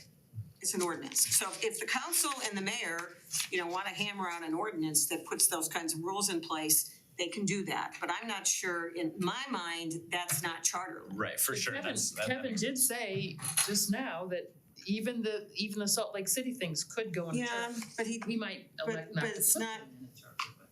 he said it could, but he didn't do it. He instead kind of distilled it down to, Right, but I was surprised because I eliminated, in my yeah, I case, think when it's too eliminated much. It's Char- just too much Salt Lake City. in my mind, but. Anyway, we'll continue this discussion another day. We're not trying to finish this up tonight. Does anybody have anything else they want to say tonight on this while it's fresh in their minds? Well, I just, maybe this was asked, I missed it. You added, Linda, or otherwise, in the third paragraph, or otherwise take action as provided in this section. Above and beyond inquiry. Mhm. Is that what you had asked about before? I wasn't sure. Wait, No. No? I didn't catch your first question. What did you mean by or otherwise take action? Well, because they can make an inquiry or they can ask somebody to come to a meeting. Right. That's a different action than inquiry. Yeah, Okay, the written okay. request. That's all I wanted to know. That's all I wanted to know. I think before I was talking about the first paragraph. Yeah, I just didn't catch what you were asking. Right. Okay, so are we ready to move on? So I think we finished everything in 6A. And did you have something under 6B? Is that what you mentioned earlier? Sort of, and I apologize, I've got a bit of a laundry list here, and I apologize because I'm gonna have to be kind of abrupt. Partly because I understand Guy's intention, but we shouldn't be sharing opinions on future actions of this group via email. That's not in compliance with open meeting law. It's like, I had thoughts as well, but to put those thoughts and say, and then I think the commission should do this as a result of this information is in violation of the sunshine law. So it would be appropriate to send that to Linda and say, Linda, could you put these into a coming agenda or this or that sort of thing. But to send it to the whole group. So that's why I did not send what I'm about to say to the whole group, because I think it's a mistake. First point, if somebody is going to issue an invitation on behalf of this charter commission, I would like them to clear it with the commission first. I'm really upset to think that we might have some city councilors at the Monday meeting, and if some of them get up and start talking, I will leave, because I feel that it's going to unjustly put a thumb on the scales. This was supposed to be a public input meeting, and to have city councilors present is bad enough because that may inhibit something, but it's like if they get up and start speechifying, then I'm leaving. So again, an invitation made on behalf of this group should have been cleared with this group first. Doodle polls.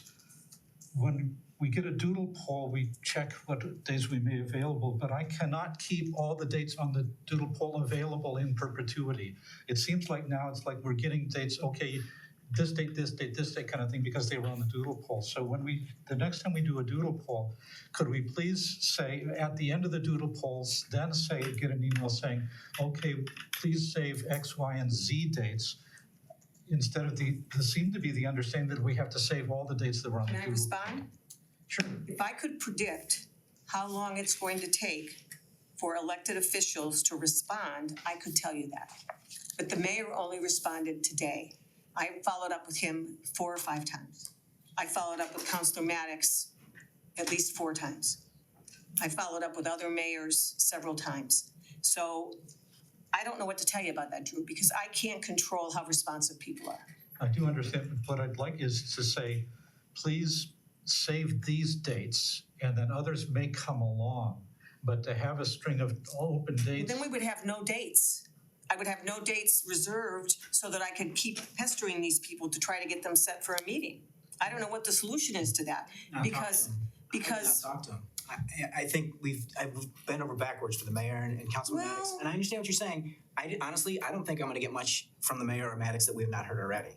Well, I don't agree with that, Craig. I really don't, and I think it's very important to have time to talk with our elected officials, and I appreciate that they've got a lot going on, and you know, this isn't the top item on their priority. They have a lot of things they have to do, a lot of responsibilities. So I'm willing to work with them, and I think we have to cut them some slack. I can't pound my fist and say, if you can't come by this date or you can't let me know by this date, forget it.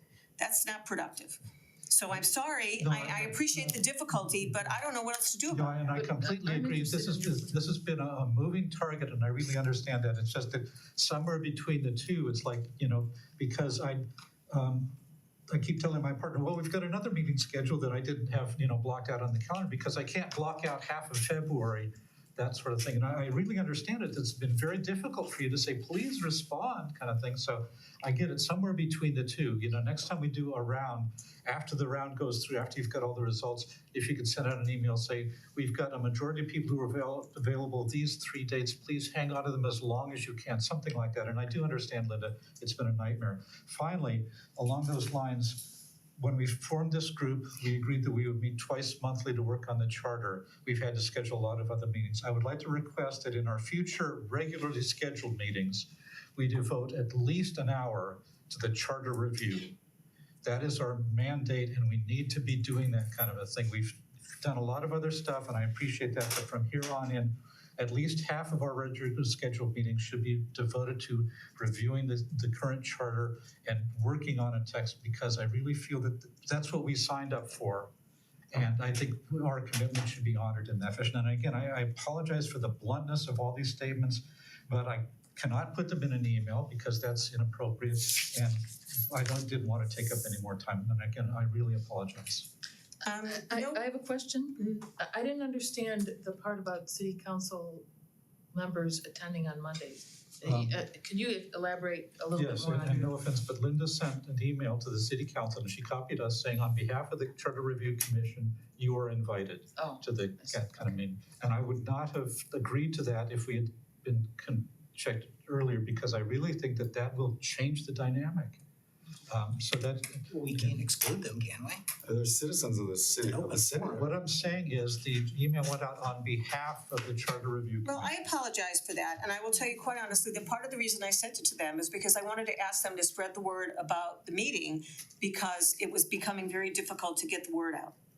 I think we still, I know we've tried to do everything we can think of to get the word out, but I wanted to get more help from the elected officials in spreading word about the meeting. Yes, and I get that. It's just like, but language, you know, any actions taking in the name of this Charter Review Commission, I think should be cleared with the Charter Review, just moving forward, going forward from here.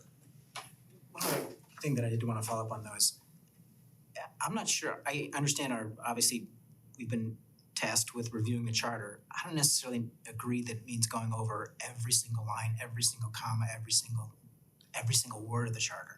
I think we were tasked, at least the way I interpreted it, review the charter changes from 2017 through 2019 and interview officials in the community to get an idea of what we think the charter should be to help empower our city council. I don't think that necessarily means you have to go through every single line of every single period of the charter. I think you can talk to people, get an idea of what they want changed, then investigate the charter and take their suggestions and put it into what we think the charter should be. And so I think it's time intensive to go over all of this language, and it's exhausting, personally, my opinion.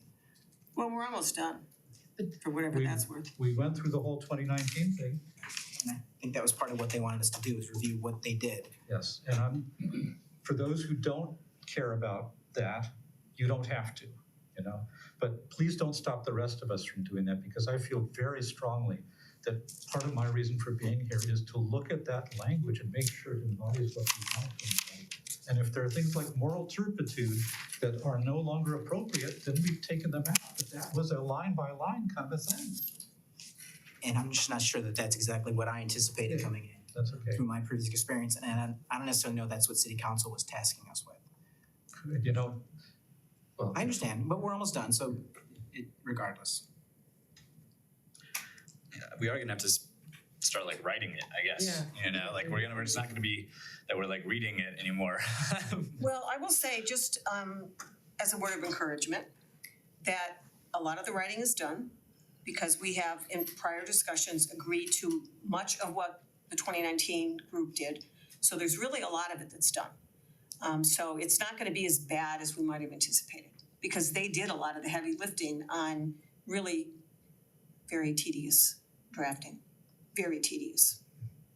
I am forever grateful to them that I don't have to pay so much attention to referendum initiative and recall. It's important stuff, it's very important, but it's pretty mind-numbing even for lawyers.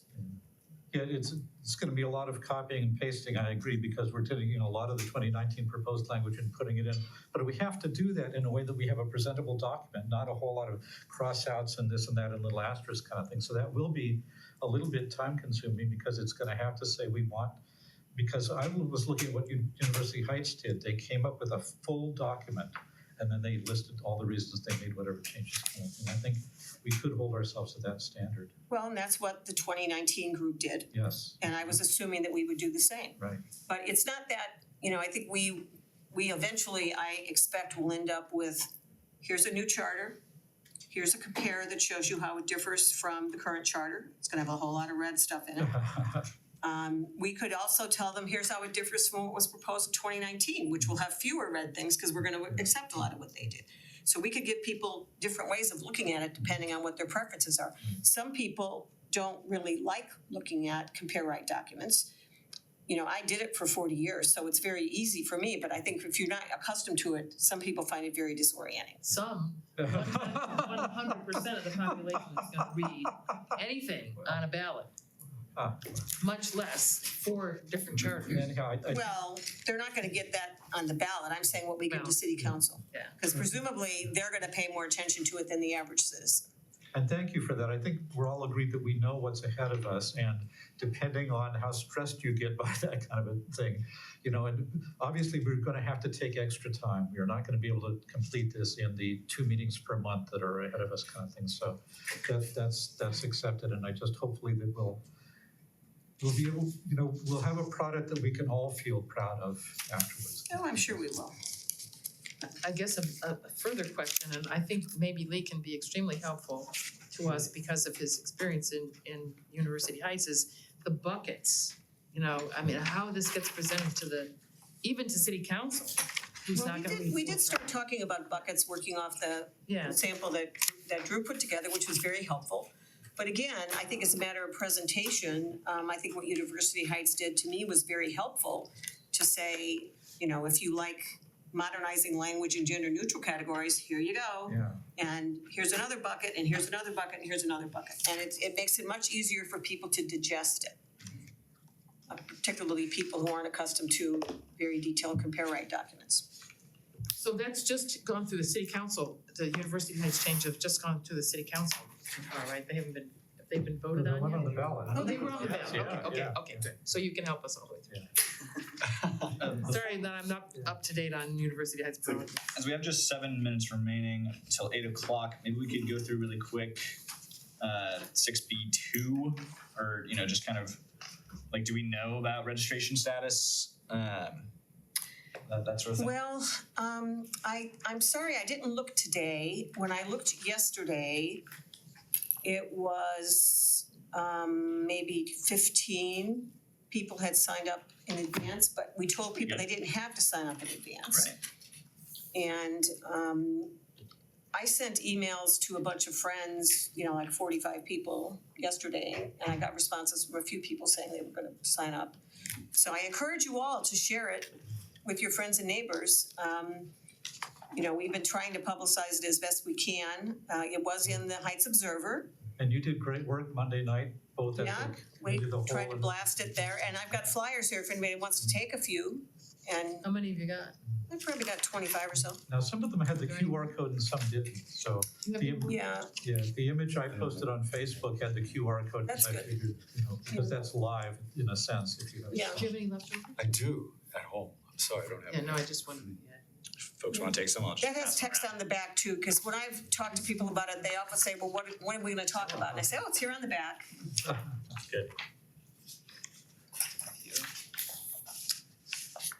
Yeah, that was why I had hoped that the city would include the text, but they haven't done that yet.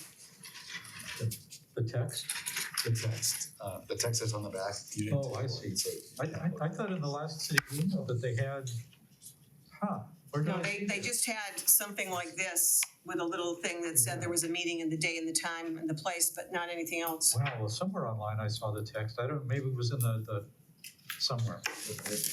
Maybe so.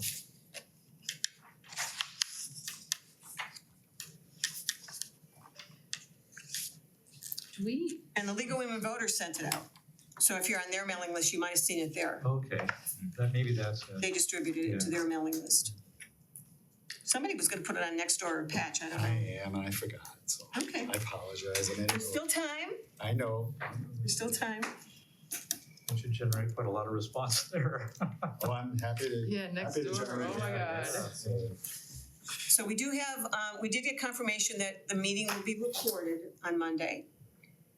So people who can't make it to the meeting will be able to access it afterwards. And Kevin will be physically present? Yes, Okay. And he's gonna be running? he's going to be doing a short presentation at the beginning. So the agenda I circulated contemplated that I would welcome everybody. Kevin does a little short presentation and then we go into the breakouts. And you still. And you were gonna, If you're slating me to do the breakouts, I will do my best to ensure that no one takes the floor without inappropriately. Let's just do that.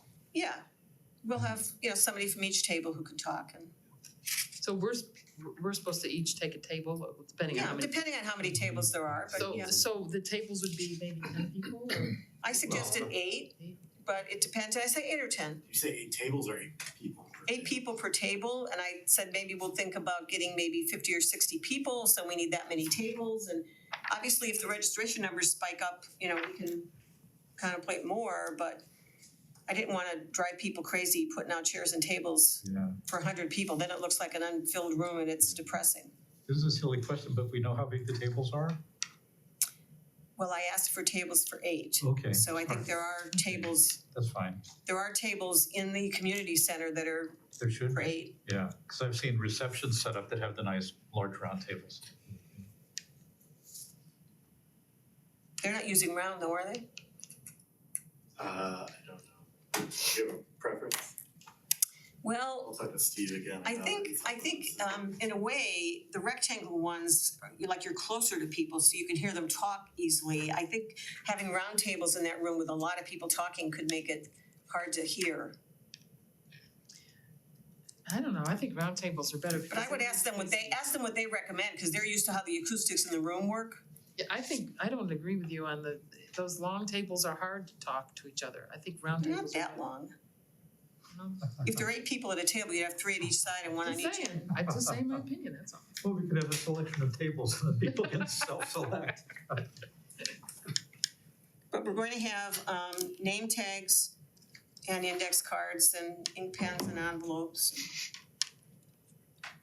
We'll have a handout with the 3 questions as well.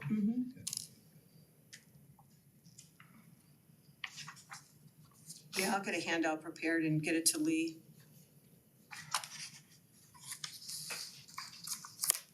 I hope they're not taking all the copying costs out of your salary, Lee.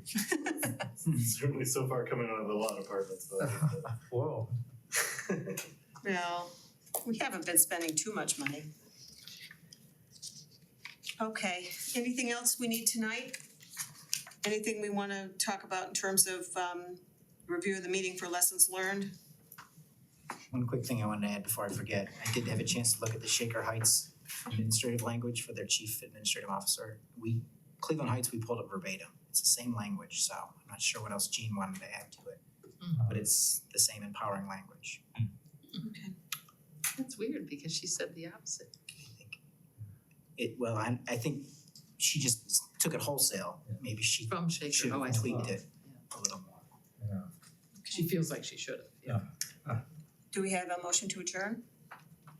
Anything else anybody wants to talk about? I'll move to adjourn. Second. All in favor? Aye. Any opposed? There's the signal. Roland? You're agreeing with adjourning? All right. Thank you, Roland, for attending remotely. Have a good night. I hope you feel better, Roland.